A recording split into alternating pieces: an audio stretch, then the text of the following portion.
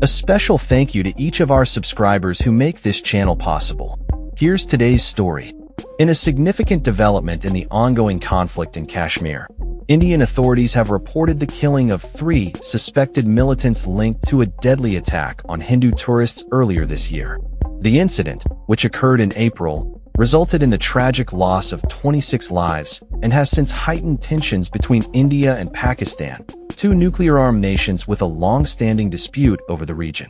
Indian Home Minister Amit Shah announced the deaths of the militants during a session in the lower house of parliament, stating that they were Pakistani nationals and members of the terrorist organization Lashkar-e-Taiba. The operation that led to their deaths took place on Monday in the Dakigam area, located approximately 30 kilometers from Srinagar, the summer capital of Jammu and Kashmir. Shah emphasized that the militants were responsible for the brutal attack in Pahalgam, where gunmen opened fire on tourists, separating men from women and children before executing some of them. Eyewitness accounts and forensic evidence confirmed that the rifles used by the militants in the recent operation matched those used in the April massacre, as stated by Shah. The Indian government has consistently accused Pakistan of supporting militant activities in Kashmir, a claim that Pakistan vehemently denies. Following the April attack, a series of military confrontations ensued, resulting in significant casualties on both sides. The April massacre marked a resurgence of violence in a region that had seen a relative decline in hostilities in recent years.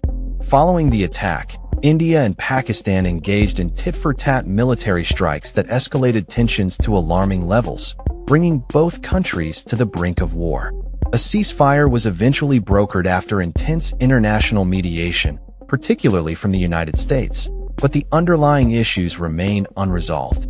The Kashmir conflict has deep historical roots, dating back to the partition of British India in 1947.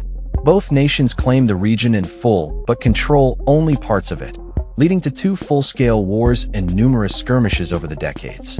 Amid escalating violence, the Indian government has intensified its military presence in the region, aiming to quell insurgency and restore order.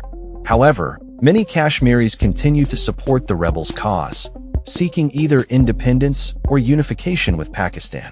In response to the recent events, Pakistan's state-run media accused India of staging fake encounters to justify military actions against Pakistani nationals.